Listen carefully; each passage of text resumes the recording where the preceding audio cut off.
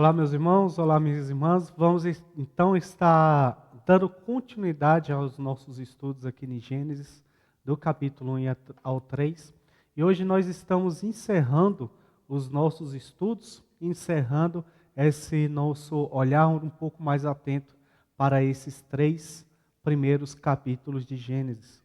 Nós falamos na última aula sobre a queda do homem, como o diabo ali na serpente, ou a serpente, que era o próprio diabo, deturpou a palavra de Deus e induziu a mulher, e após isso o homem, a queda e a desobediência da palavra de Deus. E hoje nós vamos continuar vendo algumas consequências disso. A justiça de Deus sendo realizada sobre o homem por conta da sua desobediência, e uma promessa, a promessa que faz ascender desde Adão e Eva a esperança da redenção que foi manifestada em nosso Senhor Jesus Cristo. Nós vamos fazer uma leitura então de Gênesis capítulo 3, a partir do versículo de número 9. Gênesis capítulo 3, versículo de número 9, temos o seguinte: E chamou o Senhor Deus ao homem e lhe perguntou: Onde estás? Ele respondeu: Ouvi tua voz no jardim, e porque estava nu, tive medo e me escondi. Perguntou-lhe Deus: Quem te fez saber que estava nu? Comeste da árvore que te ordenei que não comeste? Então disse o homem: A mulher que me deste por esposa, ela me deu da árvore e eu comi. Diz o Senhor à mulher: Que é isso que fizeste? Respondeu a mulher: A serpente me enganou e eu comi. Então o Senhor Deus disse à serpente: Visto isso que fizestes, maldita és entre todos os animais domésticos, e és entre todos os animais selváticos. Rastejarás sobre o teu ventre e comerás pó todos os dias da tua vida. Porém, inimizade entre ti e a mulher, entre a tua descendência e o seu descendente. Este te ferirá a cabeça, e tu lhe ferirás o calcanhar. E a mulher disse: Multiplicarei sobremodo os sofrimentos da tua gravidez. Por meio de dores dará luz aos filhos, e teu desejo será para o teu marido, e ele te governará. Vamos estar então meditando um pouco naquilo que podemos extrair e aplicar em nossas vidas a respeito desses textos. Primeira coisa que nós vamos perceber aqui é que o homem se encontra agora, por conta da sua queda, consciente do seu pecado e consciente do erro que ele tinha cometido. Consciente agora que ele tinha escolhido fazer o mal. E este homem agora ele está agindo dessa forma. Ele está agindo da forma como que ele se afasta de Deus, da forma como que ele foge para Deus. E nessa sua fuga, ele não só foge, vamos dizer assim, no primeiro momento, de forma espacial, ele foge para longe de Deus, mas o seu coração também passa a fugir de Deus. Vamos perceber essa segunda fuga, que é muito importante para nós? Perceba o versículo 9, Deus chama o homem e lhe pergunta onde está. Essa é a primeira fuga.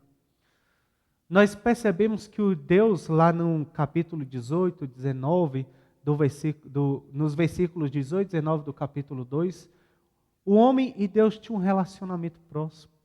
O homem e Deus tinham um relacionamento harmonioso.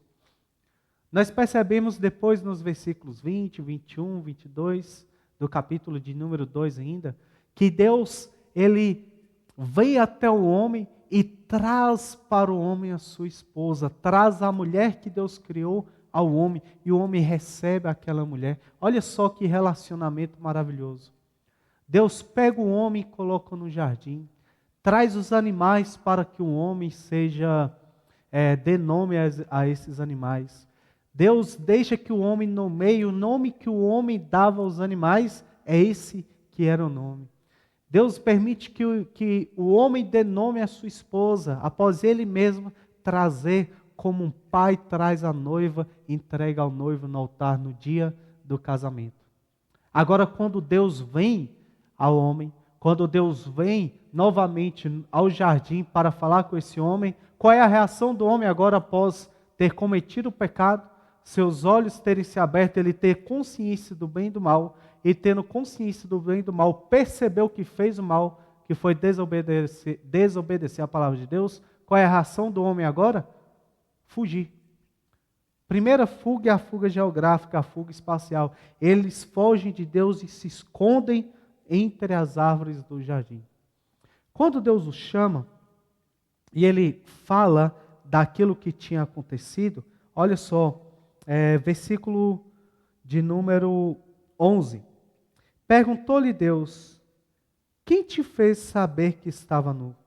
No versículo 10, nós temos o seguinte: após Deus perguntar onde ele está, Adão explica, ouvi tua voz no jardim, porque estava nu, tive medo e me escondi. Questão interessantíssima aqui sobre o versículo de número 11. Nós sabemos que Deus ele é onisciente. O Salmo diz que o Senhor nos sonda e nos conhece, que não importa para onde nós vamos, o Senhor está lá. Se eu vou para os mais altos montes, o Senhor está lá. Se eu me escondo no mais profundo abismo, o nosso Senhor está lá também. Mas nós aqui temos o Senhor perguntando onde Ele está. Nós temos o Senhor perguntando quem fez Ele perceber que estava nu. E nós temos aqui o Senhor perguntando, comeste da árvore que eu te ordenei para não comer? 3 perguntas. Nós poderíamos aqui fazer uma analogia à Santíssima Trindade, mas eu queria fazer uma outra aplicação aqui, conduzir vocês a um entendimento mais imediato. Por 3 vezes o Senhor, vamos dizer, dá oportunidades para que o homem se arrependa daquilo que ele fez. 3 perguntas dadas ao homem, 3 chances do homem confessar a Deus o seu pecado, confessar a Deus que errou. 3 chances do homem estar se consertando diante de Deus. Qual é a escolha do homem? A escolha que todos os homens, longe de Deus, fazem. Se justificar, endurecer o coração, não querer se arrepender ou se fazerem como diz a primeira bem-aventurança. Não exercer a humildade de espírito e se curvar diante de Deus, demonstrando, como ensina João Batista, bons frutos de arrependimento. O homem, por sua vez, endurece o seu coração e, em vez de ele reconhecer o seu erro, ele tenta transferir a culpa. Ele diz, a mulher que tu me destes por esposa, ela me deu da árvore e eu comi. Agora o Senhor Deus se direciona para a mulher. E veja só, mais uma vez, o Senhor Deus vai à mulher e faz algumas perguntas. Disse o Senhor Deus à mulher, que é isso que fizeste? Respondeu a mulher, a serpente me enganou e eu comi. Percebe que Deus já sabia onde ela estava, já sabia o que tinha acontecido.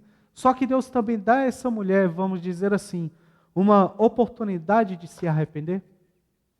Tanto homem quanto mulher, todos se corromperam.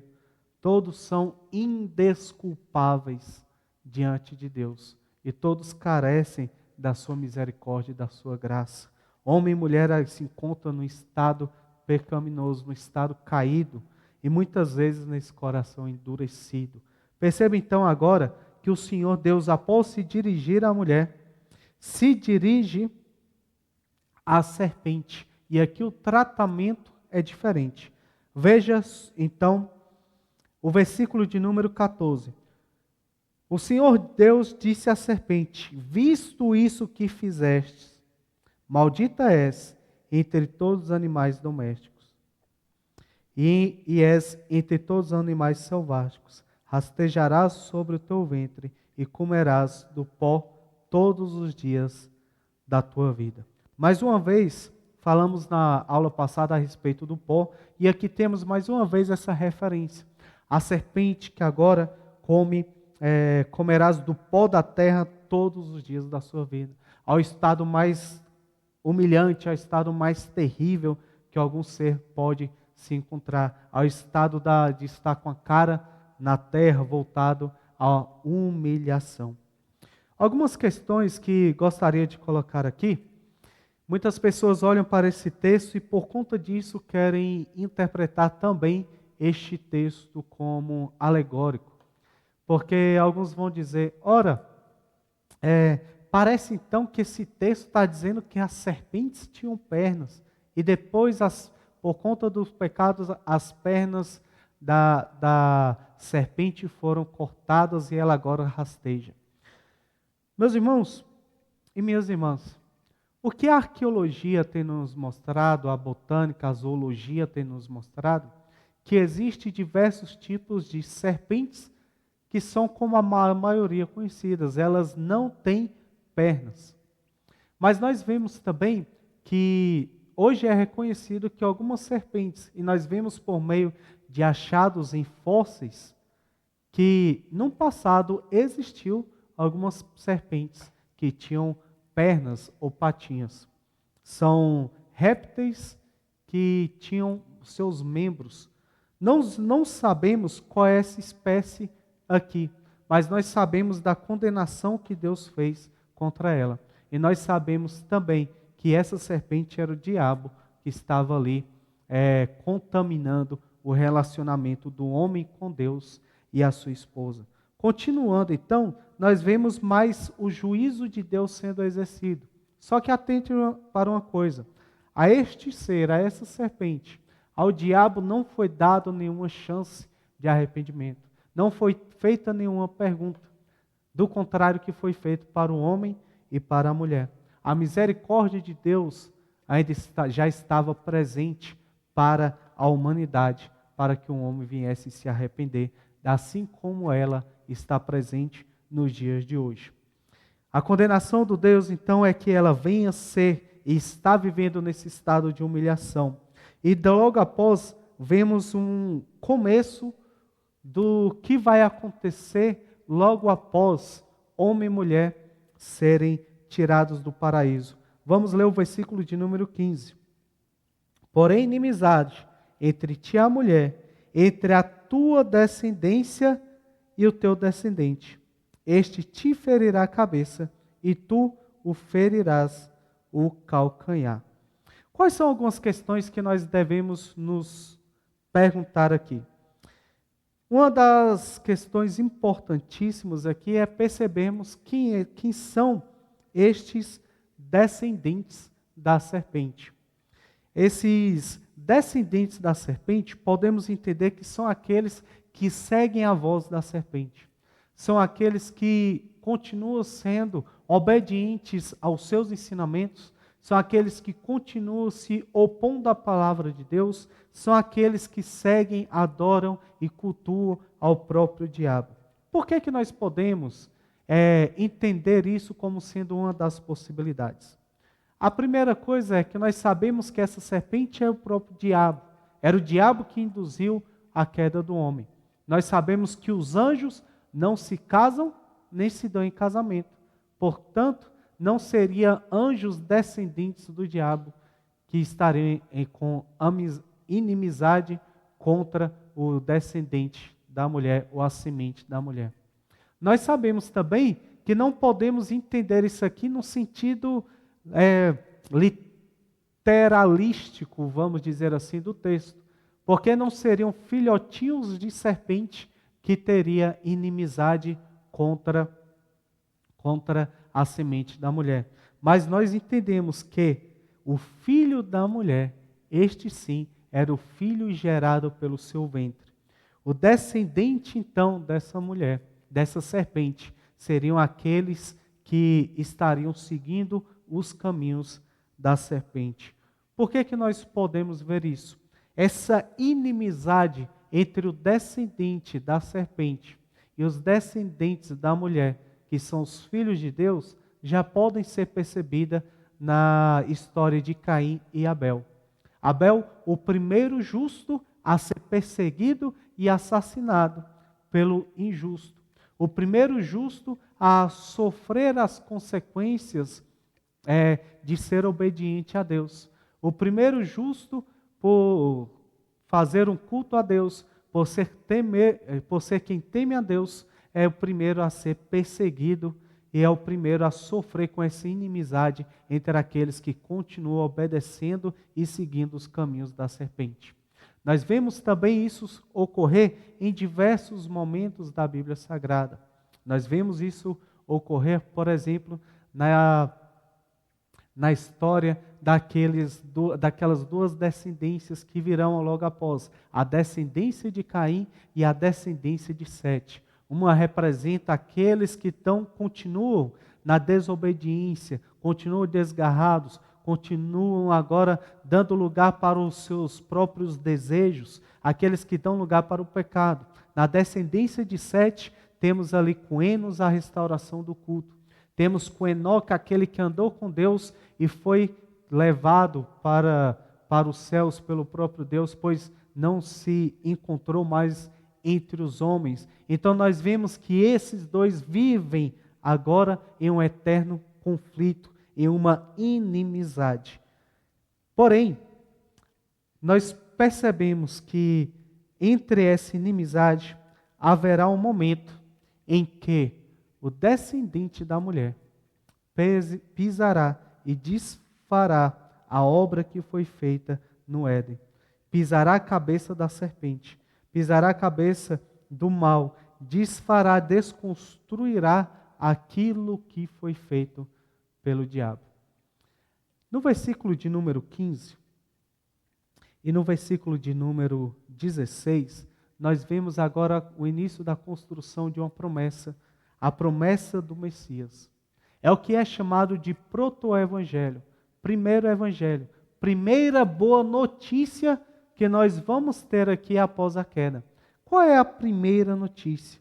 É que será realizado uma desfeita, como nós estamos dizendo aqui, será desfeito toda a obra do mal, toda a influência do mal sobre o mundo. E não só é dito isso, mas é já aqui nos dados sinais de como isso será feito. Veja só o versículo de número 16, 15 e 16. Nós temos agora sinais de como isso será feito. Porém, inimizade entre ti e a mulher, versículo 15, entre a tua descendência e o seu descendente. É o que nós acabamos de dizer. Continua então o versículo 15. Este te ferirá a cabeça e tu lhe ferirás o calcanhar.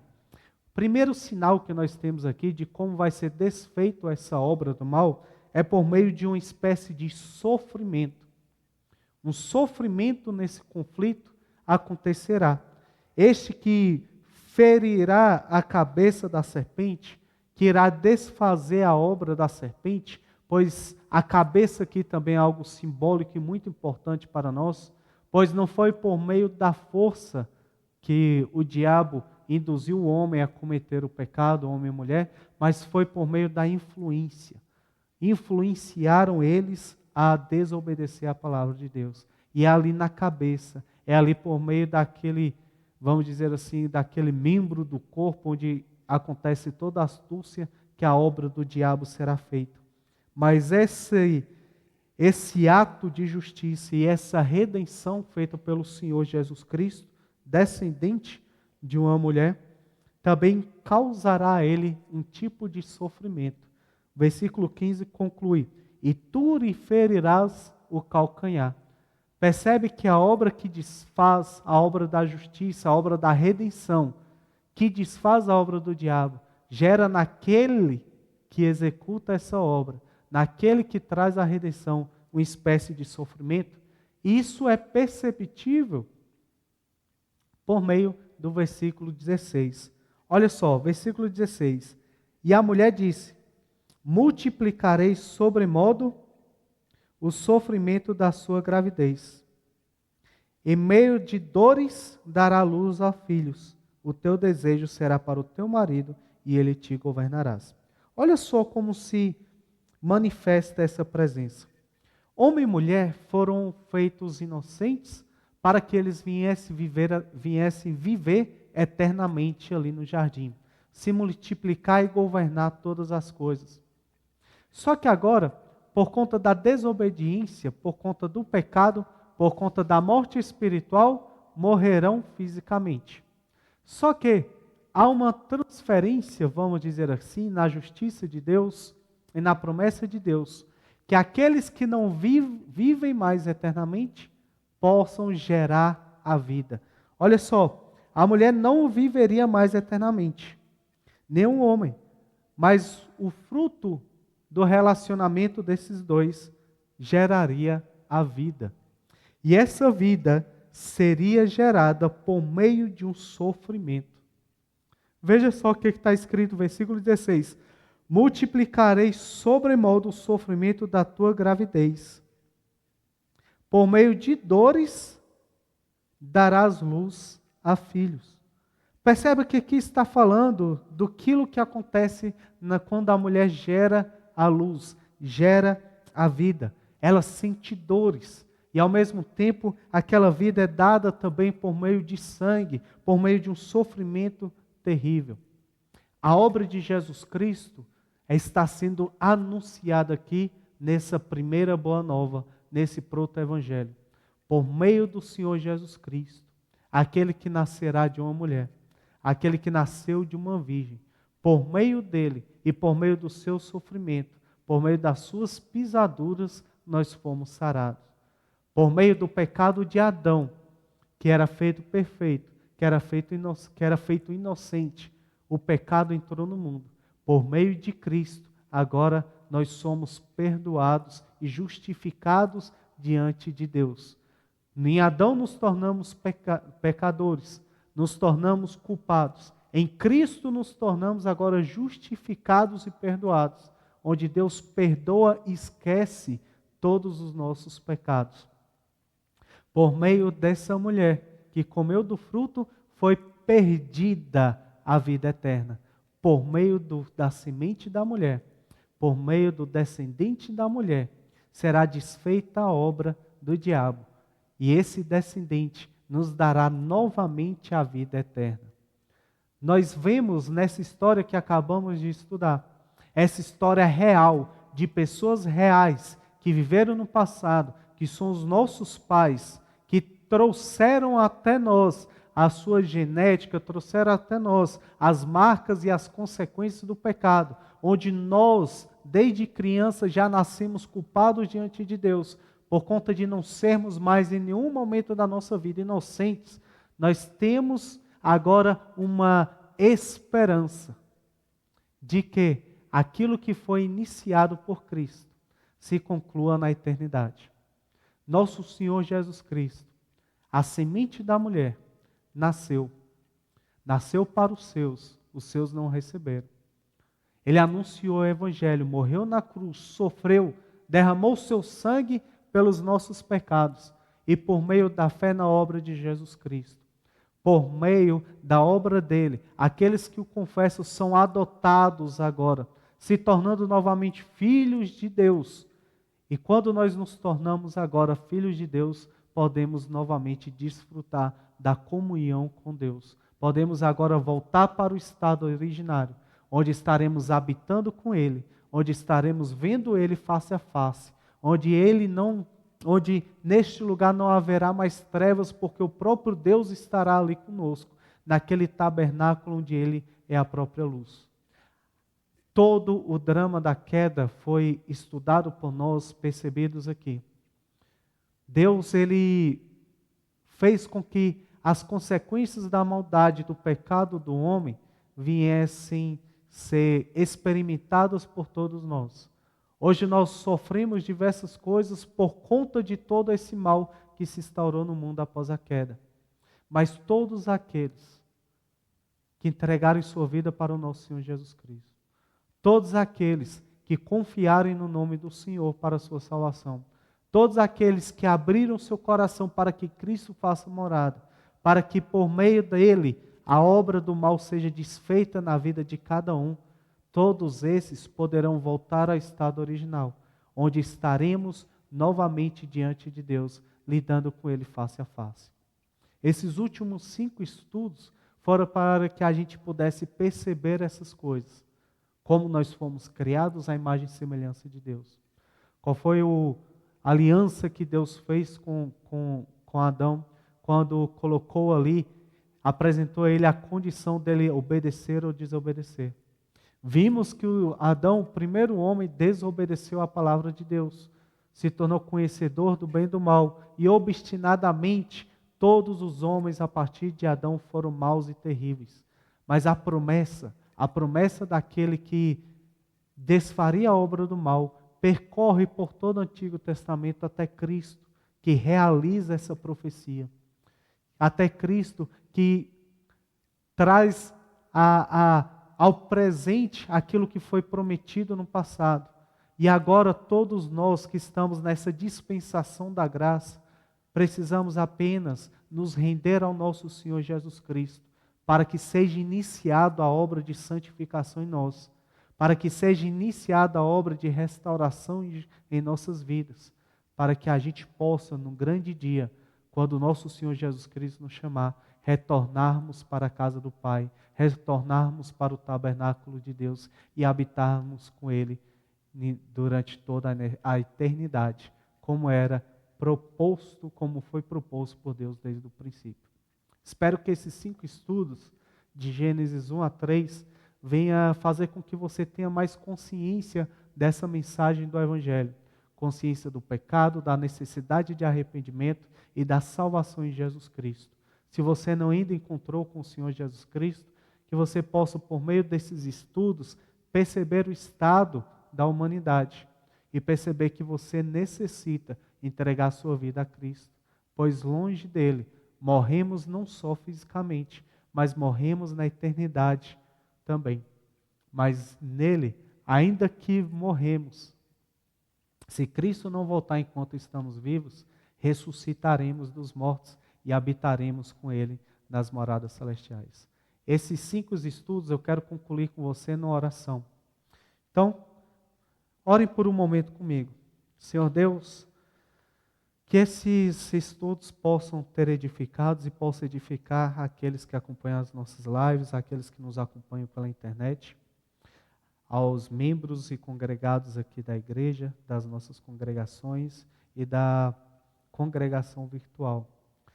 Que aqueles que ainda não se decidiram possam perceber as consequências da desobediência de Deus, mas por meio dessa promessa em Gênesis 3,15, eles possam ver que em Cristo foi realizado e cumprido a promessa de restauração de todas as coisas. E que eles possam desejar entregar sua vida para Cristo. Que eles possam realmente não ser como Adão endurecendo o coração, mas que eles possam confessar os seus pecados. E confessando os seus pecados, serem adotados como os filhos de Deus. Para que no dia do arrebatamento eles possam ser levados aos céus, serem transformados, terem seu corpo glorificado, serem galardoados com tudo aquilo que o Senhor Deus tem reservado para nós. Ter sido secado dos seus olhos toda a lágrima, que eles não vão mais sofrer nenhuma dor, com a morte, com nenhuma angústia, com nenhum tormento e com nenhuma tristeza. E que eu possa encontrar com esses irmãos lá nos céus. E a gente desfruta eternamente da perfeição, da beleza e da plenitude que é estar diante do Senhor face a face. Essa oração nós fazemos em nome do Senhor Jesus Cristo. Amém.